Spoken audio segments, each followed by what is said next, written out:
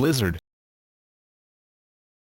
A blizzard is a severe snowstorm characterized by strong sustained winds of at least 56 km per hour and lasting for a prolonged period of time, typically 3 hours or more. A ground blizzard is a weather condition where snow is not falling but loose snow on the ground is lifted and blown by strong winds. Definition. In the United States, the National Weather Service defines a blizzard as a severe snowstorm characterized by strong winds causing blowing snow that results in low visibilities. The difference between a blizzard and a snowstorm is the strength of the wind, not the amount of snow. To be a blizzard, a snowstorm must have sustained winds or frequent gusts that are greater than or equal to 56 km per hour, 35 miles per hour, with blowing or drifting snow which reduces visibility to 400 m or 0.25 miles or less and must last for a prolonged period of time, typically 3 hours or more.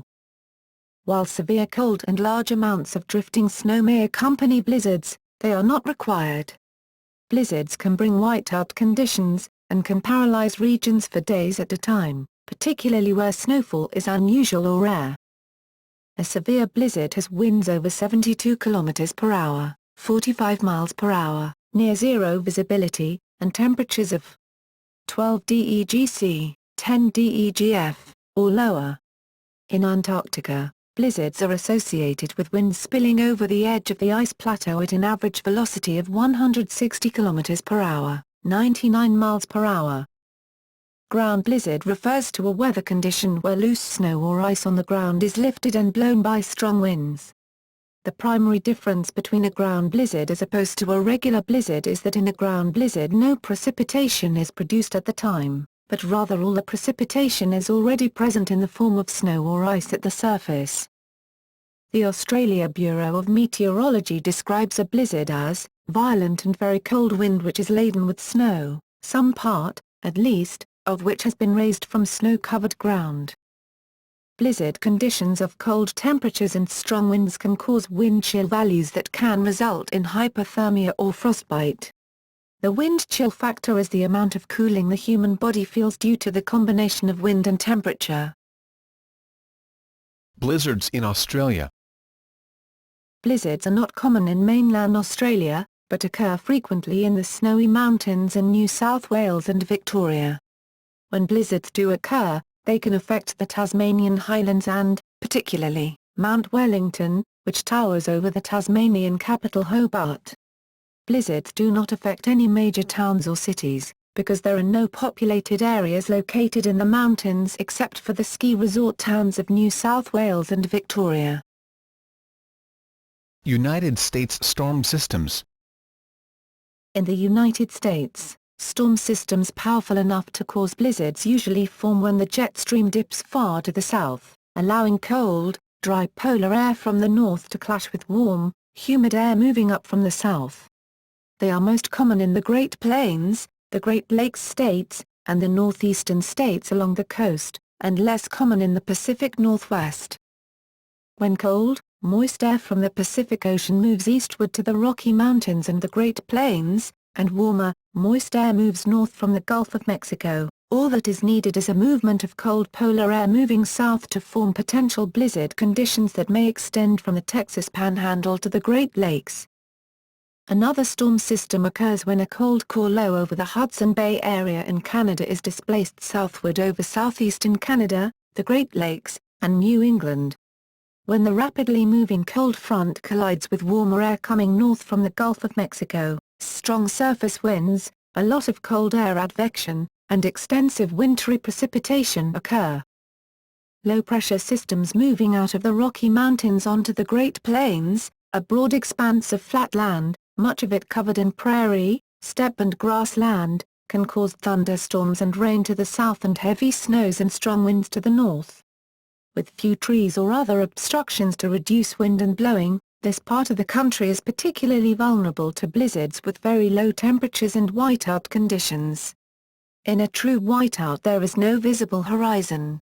People can become lost in their own front yards, when the door is only 10 feet, away, and they would have to feel their way back. Motorists have to stop their cars where they are, as the road is impossible to see. Nor'easter blizzards. A nor'easter is a macro-scale storm along the east coast of the United States and Atlantic Canada. It gets its name from the direction the wind is coming from.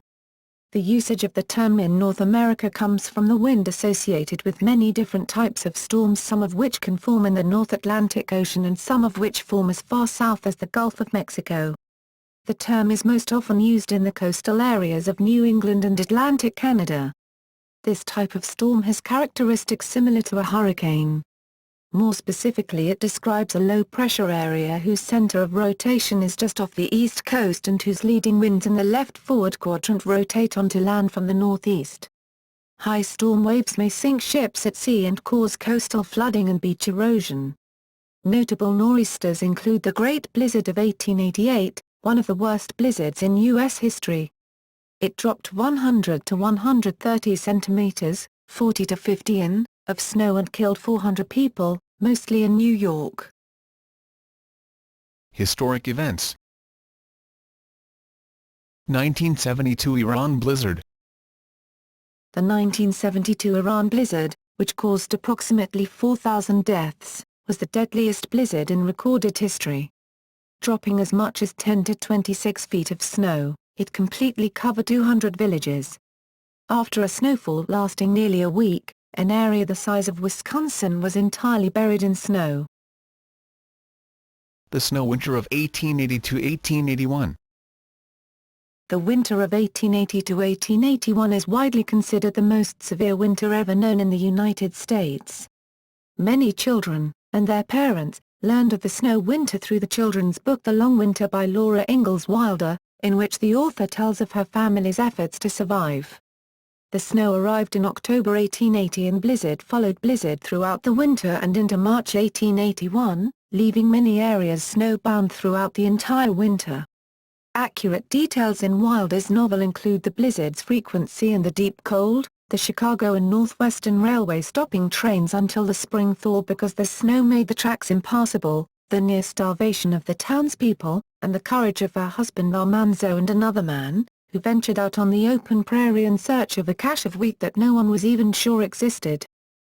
The October blizzard brought snowfalls so deep that two-story homes had snow up to the second-floor windows. No one was prepared for the deep snow so early in the season, and farmers all over the region were caught before their crops had even been harvested, their grain milled, or with their fuel supplies for the winter in place. By January the train service was almost entirely suspended from the region. Railroads hired scores of men to dig out the tracks, but it was a wasted effort. As soon as they had finished shoveling a stretch of line, a new storm arrived, filling up the line and leaving their work useless. There were no winter thaws, and on February 2, 1881, a second massive blizzard struck that lasted for 9 days. In the towns the streets were filled with solid drifts to the tops of the buildings, and tunneling was needed to secure passage about town. Homes and barns were completely covered, compelling farmers to tunnel to reach and feed their stock. When the snow finally melted in late spring of 1881, huge sections of the plains were flooded. Massive ice jams clogged the Missouri River, and when they broke, the downstream areas were ravaged. Most of the town of Yankton, in what is now South Dakota, was washed away when the river overflowed its banks. The storm of the century. The storm of the century, also known as the Great Blizzard of 1993, was a large cyclonic storm that formed over the Gulf of Mexico on March 12, 1993, and dissipated in the North Atlantic Ocean on March 15.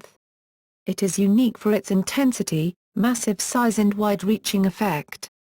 At its height, the storm stretched from Canada towards Central America, but its main impact was on the eastern United States and Cuba. The cyclone moved through the Gulf of Mexico, and then through the eastern United States before moving into Canada. Areas as far south as central Alabama and Georgia received 15 to 20 centimeters, 6 to 8 in, of snow, and areas such as Birmingham, Alabama, received up to 30 centimeters, 12 in, with isolated reports of 41 centimeters, 16 in. Even the Florida Panhandle reported up to 10 centimeters, 4 in, with hurricane-force wind gusts and record low barometric pressures. Between Louisiana and Cuba, Hurricane-force winds produced high storm surges across northwestern Florida, which along with scattered tornadoes killed dozens of people. Record cold temperatures were seen across portions of the south and east in the wake of this storm. In the United States, the storm was responsible for the loss of electric power to over 10 million customers. It is purported to have been directly experienced by nearly 40% of the country's population at that time. A total of 310 people, including 10 from Cuba, perished during this storm. List of blizzards. United States. The snow winter of 1880 to 1881, schoolhouse blizzard of 1888, North American Great Plains. January 12 to 13, 1888. What made the storm so deadly was the timing, during work and school hours, the suddenness, and the brief spell of warmer weather that preceded it. In addition, the very strong wind fields behind the cold front and the powdery nature of the snow reduced visibilities on the open plains to zero. People ventured from the safety of their homes to do chores, go to town, attend school, or simply enjoy the relative warmth of the day. As a result, thousands of people, including many schoolchildren, got caught in the blizzard. Great Blizzard of 1888, March 11 to 13, 1888. One of the most severe recorded blizzards in the history of the United States. On March 12, an unexpected northeaster hit New England and the mid-Atlantic, dropping up to 130 centimeters, 50 in, of snow in the space of 2 days. Some 400 people died, including many sailors aboard vessels that were beset by gale-force winds and turbulent seas. In parts of New York City, snowdrifts reached up to the second story of some buildings. Great Blizzard of 1899, February 11 to 14, 1899. An extremely unusual blizzard in that it reached into the far southern states of America. It hit in February, and the area around Washington, D.C., experienced 51 hours straight of snowfall. The port of New Orleans was totally iced over. Revelers participating in the New Orleans Mardi Gras had to wait for the parade routes to be shoveled free of snow.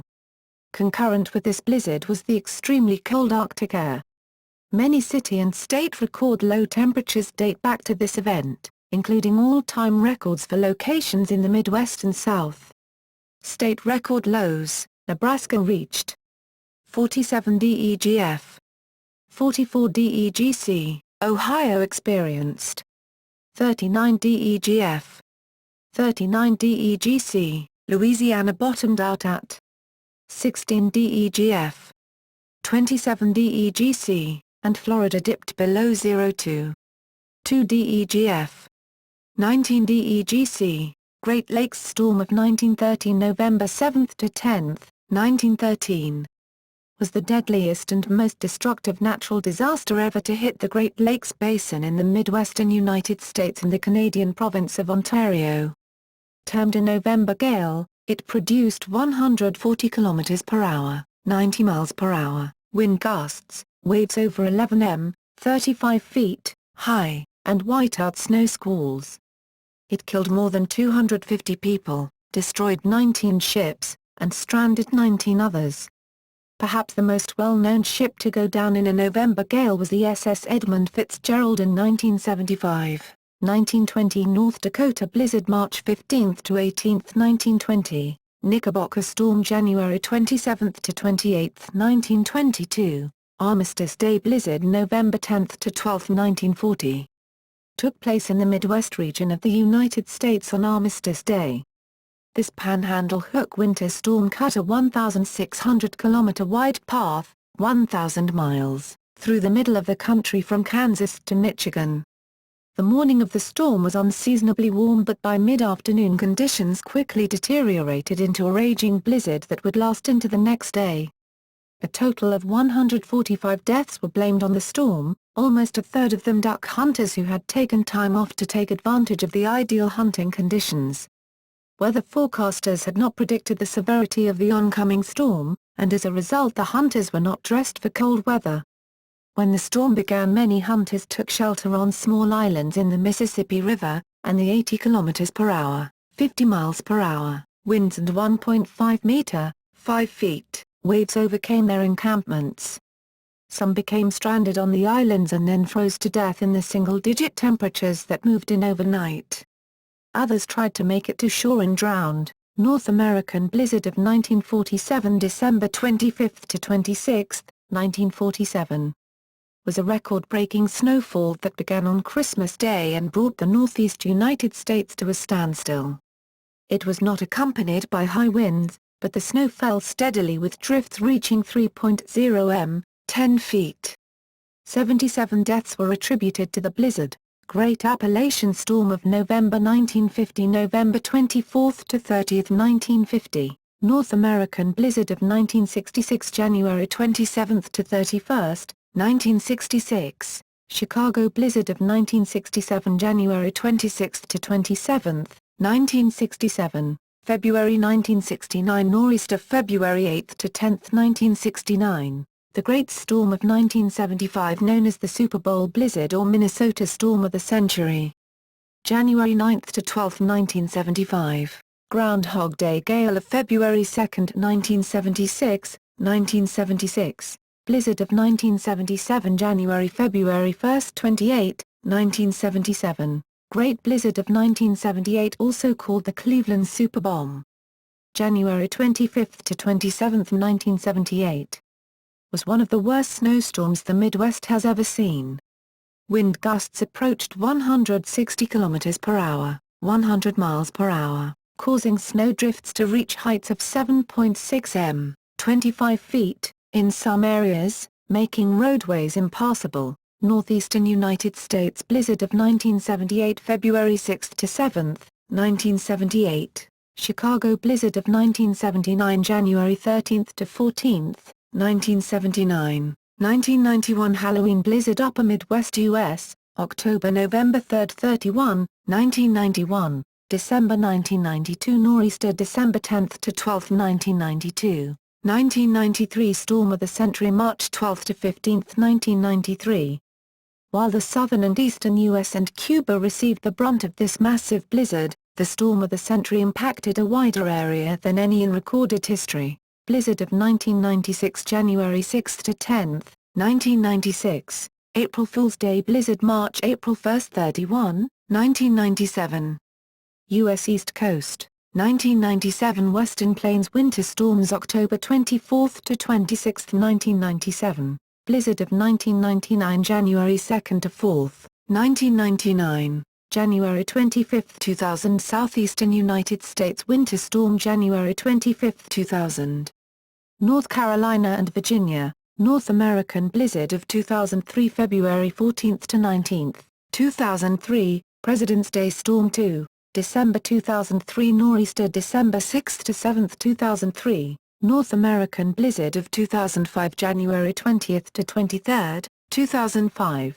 North American Blizzard of 2006, February 11 to 13, 2006. Early Winter 2006. North American Storm Complex, late November 2006. Colorado Holiday Blizzards, 2006-07, December 20 to 29, 2006. Colorado, February 2007. North America Blizzard, February 12 to 20, 2007. January 2008. North American Storm Complex, January 2008. West Coast U.S., North American Blizzard of 2008, March 6 to 10, 2008. North American Blizzard of 2009, December 16 to 20, 2009. 2009. North American Christmas Blizzard, December 22 to 28, 2009. February 5 to 6, 2010. North American Blizzard, February 5 to 6, 2010. Referred to at the time as Snowmageddon, was a Category 3, major nor'easter and severe weather event. February 9 to 10, 2010. North American Blizzard, February 9 to 10, 2010. February 25 to 27, 2010. North American Blizzard, February 25 to 27, 2010. October 2010. North American Storm Complex, October 23 to 28, 2010. December 2010. North American Blizzard, December 26 to 29, 2010. January 31, February 2, 2011. North American Blizzard, January-February 2, 31, 2011. Groundhog Day blizzard of 2011, 2011 Halloween nor'easter October-November 1, 2011, Hurricane Sandy October 29 to 31, 2012. West Virginia, western North Carolina, and southwest Pennsylvania received heavy snowfall and blizzard conditions from this hurricane. November 2012 nor'easter November 7 to 10, 2012. December 17 to 22, 2012 North American blizzard December 17 to 22, 2012. December 25 to 28, 2012 North American storm complex December 25 to 28, 2012. February 2013 nor'easter February 7 to 20, 2013. February 2013 Great Plains blizzard February-March 6, 2013. March 2013 nor'easter March 6, 2013. October 2013 North American storm complex October 3 to 5, 2013. February 11 to 17, 2014 North American winter storm February 11 to 17, 2014. Canada. Saskatchewan blizzard of January 10, 2007, 2007 Canada. United Kingdom. Winter of 1946 to 1947 in the United Kingdom. Winter of 1962 to 1963 in the United Kingdom. February 2009 Great Britain and Ireland snowfall. Other locations. 1954 Romanian blizzard. 1972 Iran blizzard. Winter of 1990 to 1991 in Western Europe. 2008 Chinese winter storms. Winter storms of 2009 to 2010 in East Asia.